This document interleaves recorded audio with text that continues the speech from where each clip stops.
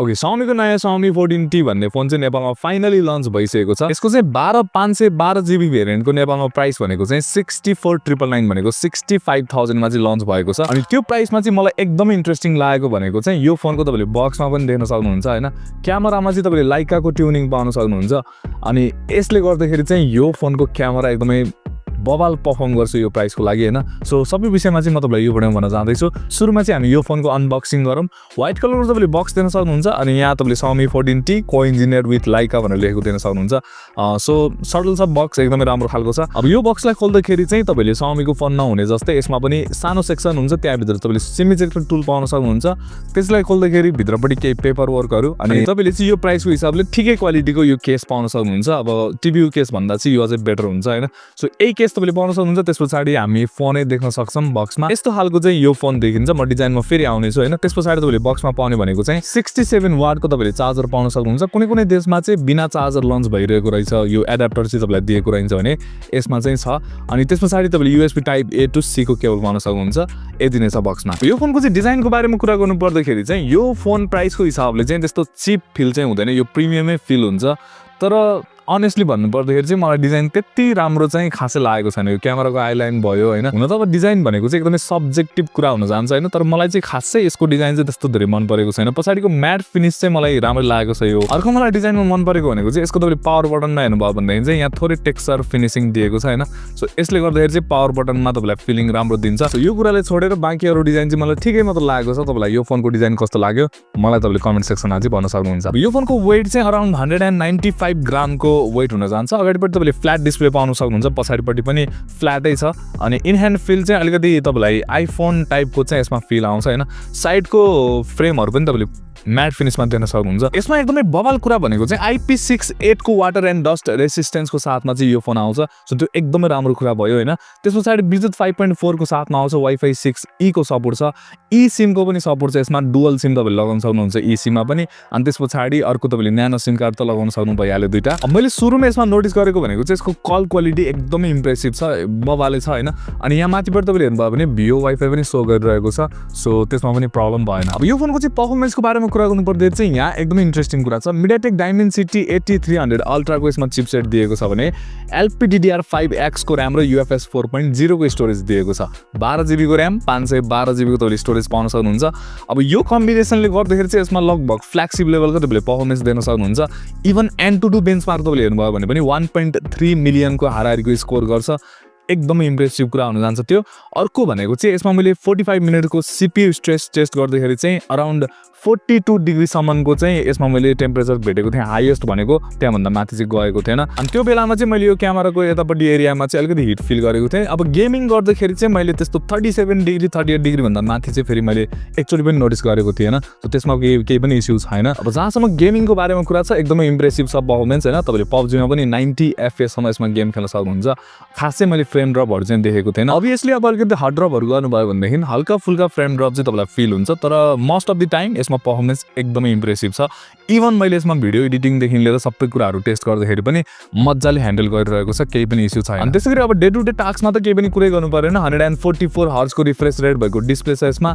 त्यसैगरी HyperOS 2.0 को चाहिँ अपडेट पनि मैले पाइसकेको छु। त्यसले गर्दाखेरि फोन एकदमै स्मुथ छ, स्न्यापी फिल हुन्छ। कहीँ पनि मैले त्यस्तो मेजर ल्यागहरु फेस गरेको छैन। अनि मैले चाहिँ यसमा HyperOS 2.0 को कसरी अपडेट पाए जस्तो लागेको छ भने यसको रिजन तपाईले क्याम्बोडियामा चेन्ज गरिदिनु भयो भनेदेखि चाहिँ यसमा अपडेट आइसकेको छ। सो सजिलै तपाईले अपडेट गर्न सक्नुहुन्छ। त्यसपछि चाहिँ यो फोन तपाईलाई एकदमै मोबाइल स्मुथ लाग्छ। यो फोनको चाहिँ डिस्प्लेको बारेमा कुरा गर्नु पर्दाखेरि चाहिँ यहाँ तपाईले फ्ल्याट डिस्प्ले देख्न सक्नुहुन्छ। बेजल्सहरु एकदमै मिनिमल छ हैन। यसमा चाहिँ अप टु 144 हर्ज सम्मको सपोर्ट गर्ने डिस्प्ले दिएको छ AMOLED। अनि त्यसपछि भनेको 4000 निट सम्मको चाहिँ यसमा पिक ब्राइटनेस मिल्ने छ हैन। HDR10+ डल्बी भिजन TUV रेनलाइन लो ब्लू लाइट सर्टिफिकेसन देखि लिएर सबै कुराहरु यो डिस्प्लेमा चाहिँ दिएको छ। भनेको अराउन्ड फ्ल्यागशिप लेभलको तपाईले यो डिस्प्ले चाहिँ पाउन सक्नुहुन्छ। सुरुमा चाहिँ यो फोनको डिस्प्ले तपाईलाई अलिकति नेचुरल टाइपको कलर्सहरु चाहिँ अलिकति डल लाग्छ भन्दाखेरि चाहिँ तपाईले सेटिङमा गएर चाहिँ यसको डिस्प्लेमा विविडमा तपाईले चेन्ज गरिदिनु भयो भनेदेखि चाहिँ त्यसपछि कलर्सहरु राम्रो प्रोड्युस गर्छ। अनि जहाँसम्म युट्युबमा तपाईले भिडियो प्लेब्याक देखि लिएर सबै HDR प्लेब्याकहरु सबै एकदमै राम्रो छ। यसमा 2160 4K 60 FPS सम्म मज्जाले भिडियो प्लेब्याक छ। ओभरअल यो प्राइसको हिसाबले चाहिँ डिस्प्ले एकदमै राम्रो छ। त्यसमा खासै केही भन्नुपर्छ जस्तो मलाई लागेको छैन। अर्को यो फोनको एकदमै इन्ट्रेस्टिङ कुरा भनेको चाहिँ यसको क्यामेरामा आउँछ हैन। यहाँ चाहिँ धेरै कुराहरु गर्नुपर्ने छ। क्यामेरा सेटअप भनेको चाहिँ 50 मेगापिक्सलको यसमा मेन सेन्सर छ OIS को साथमा। फोटो क्यामेरा पनि छ अर्को 50 मेगापिक्सलको अनि अल्ट्रा वाइड एंगल लेन्स अर्को 12 मेगापिक्सलको अनि अगाडिको यो सेल्फी क्यामेरा चाहिँ 32 मेगापिक्सलको छ यसमा। यो फोनले चाहिँ मैले एकदमै डिफरेन्ट सिनारियोमा गएर चाहिँ त्यस्तो धेरै फोटोहरु चाहिँ लिएको छैन। मैले यसबाट जति पनि फोटोहरु लिएको छु त्यो चाहिँ लाइका पोर्ट्रेटमै लिएको छु हैन। सर्ट्समा जानु भन्दा अगाडि चाहिँ यसमा तपाईले के अप्सन पाउन सक्नुहुन्छ भने पोर्ट्रेट मोडमा जाने बित्तिकै चाहिँ यहाँ 35 mm 23 mm भनेर चाहिँ डिफरेन्ट अप्सनहरु आउँछ अप टु 75 mm सम्म हैन। 75 mm मा चाहिँ फोटो अलिकति सफ्ट गरिदिन्छ भने मलाई एकदमै बेस्ट लागेको भनेको चाहिँ यसको 50 mm को परफर्मेन्स हो हैन। त्यसैगरी तपाईलाई अब लाइकाको यहाँ फिल्टरहरु लाउनु मन लागेको छ भन्देखि पनि त्यो तपाईले अप्सन पाइहाल्नुहुन्छ। अब क्यामेरामा गइसकेपछि चाहिँ तपाईले टप राइट कर्नरमा हेर्नुभयो भन्देखि चाहिँ एउटा तपाईलाई लाइका भाइब्रेन्ट अप्सन दिएको हुन्छ भने अर्को अथेन्टिक अप्सन दिएको हुन्छ। भाइब्रेन्ट चाहिँ मलाई अलिकति बेटर लागेको थियो, कलर्सहरु अझै राम्रो प्रोड्युस गर्छ हैन। अब यो पोर्ट्रेट फोटोहरुको चाहिँ म एकदमै फ्यानै भइसकेको छु हैन। तपाईले जति दिमाग लगाएर चाहिँ यसमा राम्रो सिनारियोमा फोटो खिच्नु भयो यसले त्यति नै राम्रो परफर्म गर्छ अनि जस्तो तपाईले सोचेको हुन्छ त्यस्तै फोटो चाहिँ निकाल्दिन खोज्छ के अटोमेटिक त्यो सबै अटो मोडमै। सो त्यसले गर्दाखेरि चाहिँ तपाईलाई एकदमै प्रोफेसनल लेभलको फोटोग्राफी गर्नु छ भन्दाखेरि चाहिँ यो फोनले धेरै नै इजी बनाइदिन्छ। हुन त मैले यसमा लो लाइटमा चाहिँ खासै धेरै शट्सहरु लिन पाएको छैन, त्यो सबै कुराहरु हेरिसकेपछि चाहिँ अनि त्यसपछि यो स्टेटमेन्ट दिएको चाहिँ बेटर हुन्छ होला हैन।